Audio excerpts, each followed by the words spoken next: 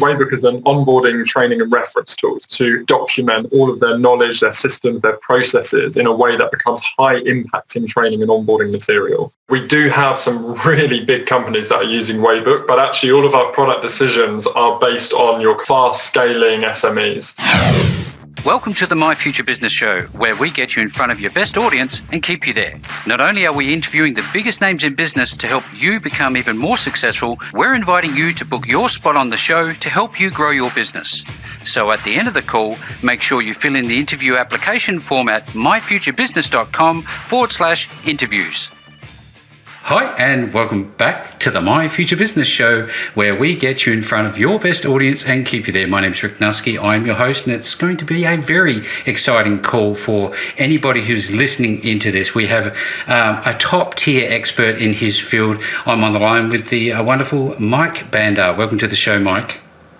Hello, Rick. How are you? I'm very well. I like to say I've got 2 feet and a heartbeat. I can't really complain too much. Now, for everybody who's on the call with us, now Mike is heavily involved with Turn Partners, and we're also going to be talking about a wonderful new tool that I've come across and am absolutely loving, which is called Waybook. But Mike, before we do any of that, it's customary for us to sort of wind out a little bit and look at your life personally, and we often start with things like, where are you located? So where are you at the moment?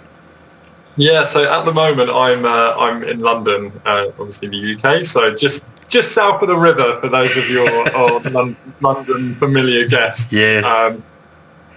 So London. Fantastic. Look, it's quite an experience living at the moment, isn't it? With the pandemic going on, how are you and yours going with all of that at the second? Yeah, so to be honest with you, obviously this kind of it affects us in so many different ways. Mm-hmm.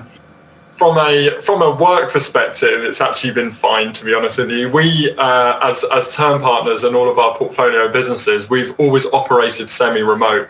So we have an office in Birmingham, in London. We've got a team in the Philippines, in Russia, in Ireland, in Wales, in India. so actually, our communication has to work online, and it always has been that way. So actually, when we went into lockdown and everything kind of became more remote, it didn't really change too much on the day-to-day. Yeah. From a business performance perspective, we have some businesses that actually have been negatively impacted by COVID, but then everything rebounded really quickly. So we have a dating business, for example, that in the first lockdown, everyone was cancelling their subscriptions because no one was going out. Oh, yes. But then later, everyone's like, I'm just sitting inside not doing anything, so everyone then signed back up. So it's been a bit of a roller coaster from like that side.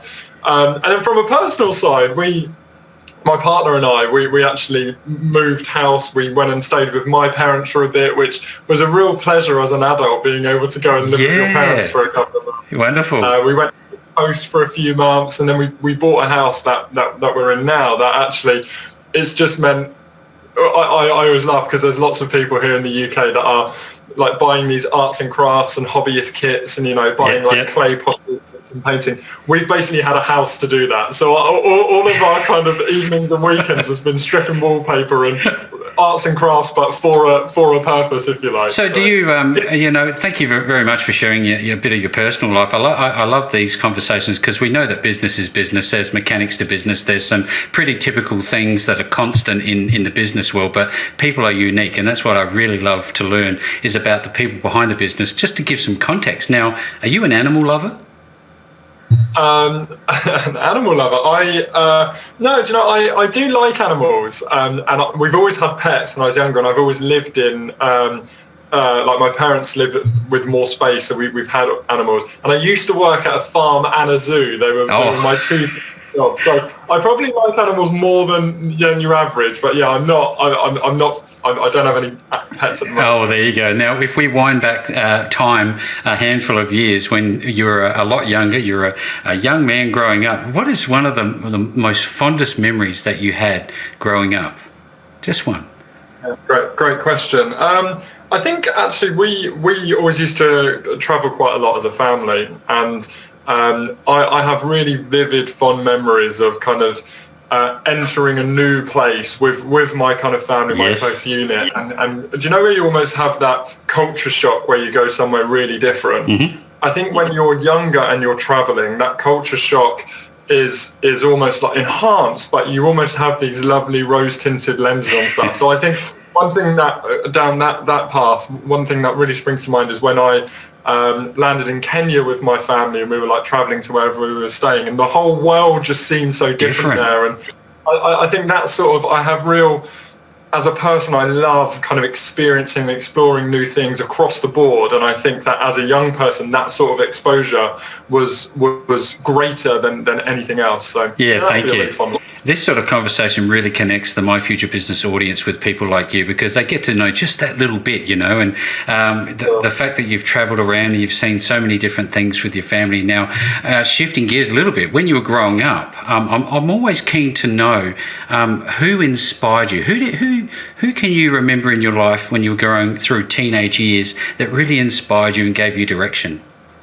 Yeah, I think I was always a bit rubbish at not being inspired by the kind of classics. So I think Richard Branson, from like a business perspective, was always like, oh, that's someone that is positioned really well. But I never really took great inspiration from that.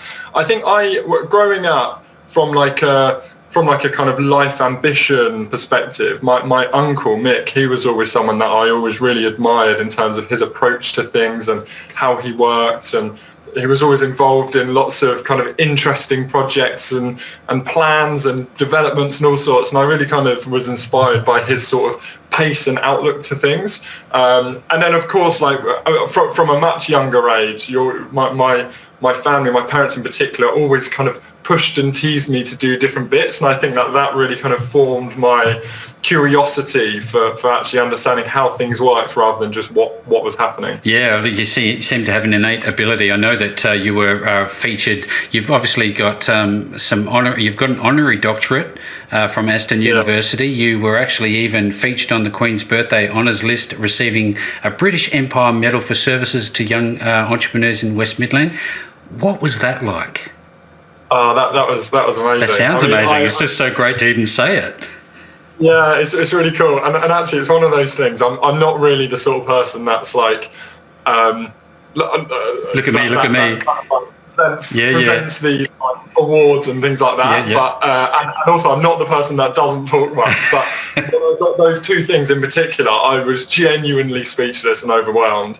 And I think I kind of say, look, that those things aren't necessarily a motivator for me, because actually the way we run the business and how we run the business and who we run it with and all that's sort of what gives me energy on a day-to-day basis. But those sorts of things are just really nice to have. And I think particularly with the Empire Medal, well, firstly on the doctorate, so I am Dr. Mike Bandar, but it's honorary. I think I only use it on my Amex and on my IKEA family card. Like I don't use it anywhere else. The two important places. Of course. And then the benefit of having the Empire Medal was, firstly, I got to take my mum to Buckingham Palace when I got the medal, which was amazing. And the second one, which I think is the best, is me and my partner are getting married this year. It was meant to be last year. Yes. And we get to get married in St Paul's Cathedral here in London. So those of you who know the London skyline, the main cathedral that Charles and Diana and everyone got married. So that's where we get married. That is incredible. Well, congratulations for that, and I'm sure that's going to be a very exciting time for you both. Now, you obviously have an entrepreneurial spirit. I don't know where it came from. I don't know where the genesis was, but what was your first entrepreneurial experience that you can recall? Yeah, so what I remember, I must have been about 12, and I'd always been interested in how you kind of pull things apart and put things together in any concept, right? So, if I had a toy, I'd want to unpack it and repack it, and that sort of like curiosity was shifted to actually business before I knew what business was. So this whole concept of like bringing things that exist together and putting them in different ways, that's essentially value creation. That's essentially entrepreneurship. And I remember we were on a car journey, and I kind of was sitting in the back, and I had a pen and paper, and I made a spider diagram of everything I could do in terms of like to start a business or, build value. And one of them was like buying and selling things. One of them was this, one was, and they were really basic ideas. But one of them that I actually did was without any what I didn't need anything for, startup capital and things like that, was I basically wrote a letter to all of my favorite companies telling them that I had the best idea for their like marketing strategy and like really great ideas for adverts and things like that. And to their credit, a few businesses actually got back, and I ended up having a meeting and doing a presentation. I was 13 at the time, to the marketing director and a few other marketing people at Silver Spoon Sugar, which is a sugar company, and presented like my ideas that I made up after they invited me to the interview. Rubbish. Talk about baptism of fire. Totally, yeah, totally. But I think that taught me so much. I think actually being able to hold that audience and actually show that, that people can respond and you can create something. And they didn't buy any of my ideas, but they did give me a big bag of sugar and like syrups and stuff like that. And I think that was a real catalyst to be like, cool, there doesn't have to be boundaries here. There doesn't have to be things that I am or aren't supposed to do or can do or want to do. And that was a real good catalyst for me. Yeah, absolutely. And I talked about Genesis earlier for things in your life. I'm wondering, how was it that you came to be founder of Turn Partners? I'm wondering if you can just elaborate on what Turn Partners is all about. Yeah, absolutely. Turn Partners, in hindsight now, is my absolute dream business. And I mean dream as in I would have dreamt about this business before I fully understood it. Essentially, Turn Partners is a startup studio, and we focus on the acquisition and turnaround of digital businesses. So what that means is we'll either acquire a business that we think that we can do better than the founding team or do something different, and then we'll turn it around and typically hold it on our portfolio. We might sell at different points, or we actually create new businesses. And that's because we essentially have built a core team of amazing people that we can then spot new opportunities and build product, services or businesses around that.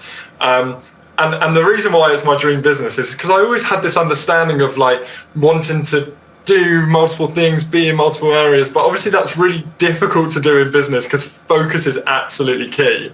So we've built Turn Partners as a structure that enables to have really strong focus on the important things across a few different businesses.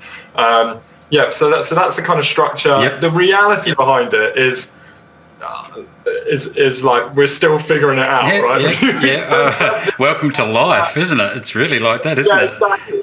Yeah. And the model can change as we change what we want to do and how we work and what the businesses are and stuff like that. And I think having that flexibility is just a lovely thing. It's a credit to you. Now, I'm wondering, what's the portfolio currently under Turn Partners? I know you've got, Hopper HQ, you've got Waybook, and I'm sure you have a pipeline of others in the works.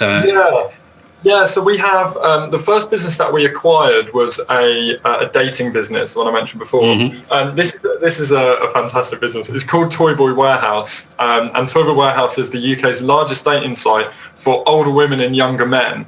So it's the kind of Toy Boy in Cougars. So James and I, my co-founder, acquired that in 2013 and did a turnaround project. We still own it, but it's kind of has a separate team. It's kind of run semi-separately. Then we have Hopper HQ, as you mentioned, which is the planning and scheduling tool for social. We launched that in 2015, and now that operates in about 80 odd countries. It's been a real focus for us over the last 5 years, and now is kind of doing amazing things, and there's a really great team behind it. More recently, we've launched Waybook, which is it's the one. You shouldn't have favourites, but it's definitely the one I'm most excited about. I'm excited about it too, I have to say. Oh, well, and I'm sure we'll jump into that, so I'll pause on that. But we also have a collection of other investments that we either invest as kind of angel or seed investors, or actually we invest as a portfolio. So that means where we acquire, we kind of like invest into the business, but then that person or that business can use Turn Partners resources as part of that investment. Yes. So there's a few different things within there. There's a training and development company. There's kind of a speaker company. There's a gym brand. There's a cauliflower rice company. There's a whole collection of things that we're involved in different degrees. But the dating business, Hopper and Waybook, are the core businesses that we 100% own and operate. Yeah, thank you very much for sharing and highlighting what's going on, because I look at investment in a slightly different way. I look at it as an investment as a end user, and when I first found Waybook, the first thing I started to do was wonder about the credibility behind Waybook. And for everybody who's on the call today, you need not worry, because Dr. Mike Bandar, let's call him, and his wonderful team are legit. They are the real deal. And I can tell by the structure of the business, the way they interact with their customers, including myself, might I disclose, that they really do care about their customers. Now, I want to talk about customer focus, if I may, and what sort of benefits it has brought about for your business overall. Yeah, absolutely. So I mean, that's how we met, right? You started using Waybook, and I don't know if I mentioned, so Waybook is an onboarding, training and reference tool. So we essentially enable businesses to easily document all of their knowledge, their systems, their processes in a way that becomes high impacting training and onboarding material. And it's really built out of our need as a group of businesses to get slicker with processes, onboard people faster, remove the kind of like day-to-day minutiae, repeated questions, like that. Lost documents. Having 1,000 different versions of the same thing, updating stuff but no one ever seeing it. All of it. We've all felt the pain, and this is why we have so much kind of passion behind this, because we use it as a business. It's helped us massively. But we see the impact it has on other businesses, and for me personally, it's just the most exciting thing. So yeah. Anyway, that's what Waybook is. The reason why customers, our customer focus, how that came about, and what it's meant for us. Firstly, we're very people driven in within our business. We love people. We love real experiences, all sorts. So we've always had this very close connection with our customers. The other thing is that we're entirely bootstrapped as a group. We've never taken external funding. So when we were first launching our businesses or kind of growing the dating business and whatever else, we have had to make right decisions. So in order to make right decisions, because we can't, in the early days, we couldn't spend a couple of $100,000, and even now, right? We don't want to be spending $100,000 in the wrong direction. So we end up just super lean, always getting iterative feedback and being so focused on what value is to our customers. And that is so much within our DNA as a business that it means that the way you get that knowledge is just by being as close to your customers as you possibly can. So everyone across the business, no matter who you are, what role you have, will spend time on customer service on a periodic basis, as well as having our customer success. So that's how it came about and how we do it now. The values of that just means that we're never far from creating value to our customers. We are always asking what people want. We are always testing things, asking for things. And actually, I mean, we've just been overwhelmed by the response you get from customers across the board in terms of when you ask for help or you ask for insight. No one ever says, no, I don't want to help you out. They're like, amazing. Let me tell you what I need. Let me tell you what I want. Let me tell you what's valuable. It's so good. And then obviously the art becomes making sure that you're translating that into product decisions in an interesting way, which I must admit I'm not particularly good at. That's James. James is wonderful. Have you spoken to James? Yes, many times. Oh, amazing. Yeah. So whenever someone says something to me, I'm like, let's do it. Let's put it in. And James is like, hang on. Let's look at the strategic direction and the impact that these decisions are going to make. And how things fit in. So yeah, that's essentially how we do it. And the other key thing I would say that really helped us become so customer centric is someone that joined our team quite early on, Elle, who's our head of customer success across the board. Elle was kind of recruited relatively junior. She had loads of experience, but she hadn't kind of worked in kind of SaaS or tech businesses. And it was when Hopper was just exploding. So we were like, Elle, can you kind of help us out? So she's responding to tickets, but her style and her way almost took the essence of that intense customer discovery we have in all of our conversations and applied that to the way we communicate with people always across the board. And actually, she's been one of the real strong catalysts of how we've been able to build and maintain it into our culture across the board. So massive credit to it stands out for me because one of the sub-slogans, if you like, of the My Future Business experience is helpful people helping people, and that's what you are all about, and it stands out in spades. So it's a real credit to you and your team, and keep up that wonderful work. Now, Mike, as a former quality manager of certified quality management systems ISO 9001 standards, I was working in international businesses because that's what I was doing at the time. That was my career. If I'd only known about Waybook way back when, it would have just transformed my entire experience for the reason we just talked about. And I'm leading to a question. The question is, I know that Waybook would fit nicely into larger organisations, but can it be used in small to medium sizes as well? Absolutely. I mean, Waybook has been specifically designed for small and medium-sized businesses. So we do have some really big companies that are using Waybook, but actually all of our product decisions are based on your kind of fast-scaling SMEs.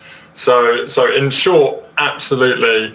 In medium length, that's why we exist. That's what we were designed for. And then the kind of specifics behind that is really the fact that actually we are just trying to take away or support as much as we possibly can those growing pains of being able to keep your team on the same page as it's expanding out.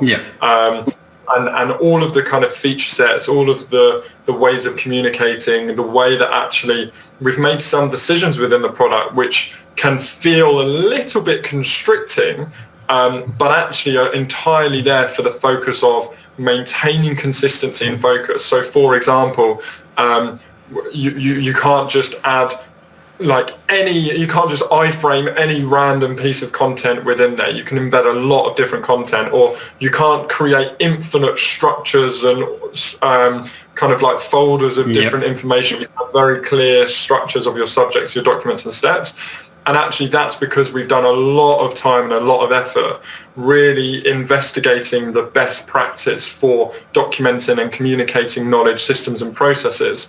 And to be honest with you, if we were designing this for enterprise, then that would probably look slightly different. You might have additional layers or additional UI or things like that. But actually we're staying entirely focused on that, keeping your business on the same page and really enabling entrepreneurs to get their business out of their brain and actually really empower their team to do excellent work from that SME size of business. Yeah, that's fantastic. Thank you for sharing. Now, I look at this and I think to myself, every time I open my Waybooks, of which I have two, one for the internal team and then one for external clients, which is a unique user case for my situation, I always am struck by the seemingly simplistic interface that I'm seeing on the screen, but I'm comforted by that.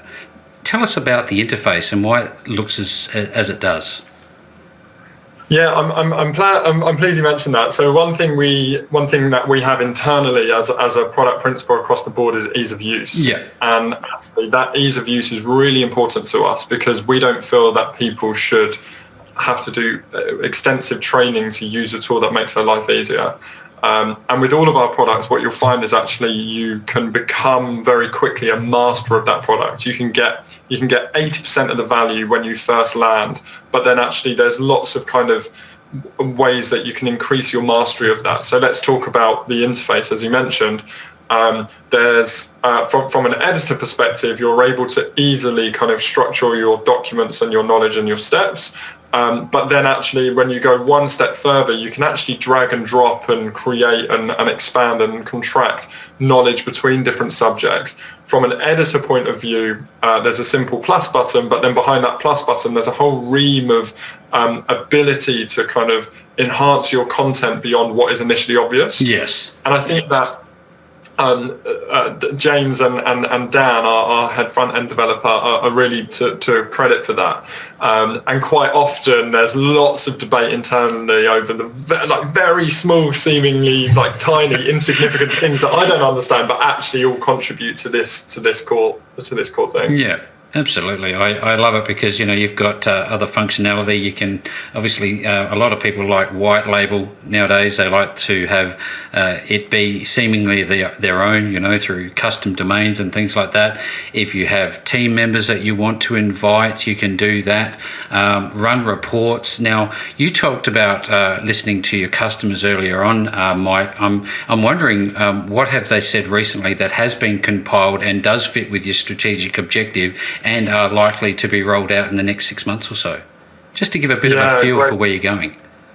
Yeah, great question. So actually, what's really exciting is in the last, we've had a huge influx of users in the last kind of month, and we've been able to just get a lot of stuff out. So one of the core things that people were looking at were being able to actually, yes, we've documented this system with knowledge, and we've got people to put it, and they're all on the same page. But actually, if they want to then go back and follow that process, how can they do that? How can they refollow that? So now it's very easy for people to reset their process or progress, so they can then go through that process again and kind of mark it as complete. So that's been shipped out.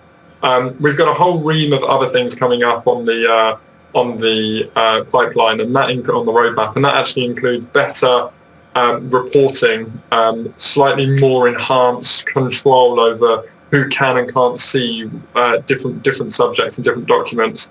And we've got a lot that we have put in and are continuing to put in around being able to easily get more and more varied information into your Waybook. So actually converting from a collection of different docs that you have into your Waybook in seconds, essentially, rather than minutes as it currently is. Mm-hmm. Being able to actually communicate on Waybook and have this feedback loop between you as an admin or as a manager have created this document. You can, readers can track their way through the knowledge of your business, and actually you can track and test and assess that. But actually we're looking in the future to be putting a feedback loop in, so readers can actually say, is that all the information that they need, or do they have any questions around the information that can then be responded and amending the docs?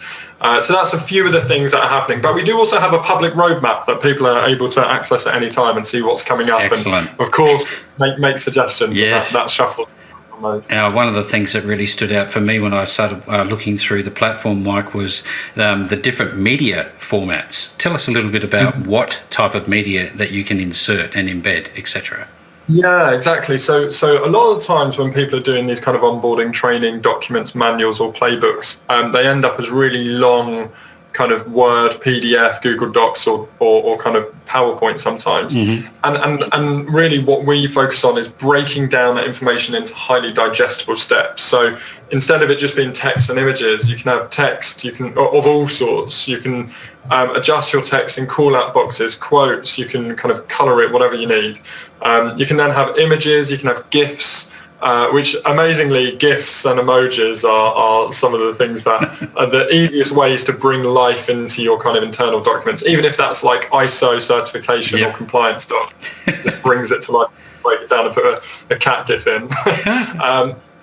Next up, we've got kind of tables, we've got code snippets, you can embed kind of forms, documents, you can download files, you've got tests and assessments. So there's a huge amount of being able to actually put the knowledge in the way the knowledge is meant to be, or the best way that knowledge can be shared, rather than forming to a Word document. Now, I know my previous experience as an auditor, I would often either have a tablet with me where I could remotely log into a platform like Waybook, or I would often have a need to download. You just mentioned download, and it sort of pricked my ears a little bit. Will you be having the opportunity to download documents for businesses who need that sort of thing?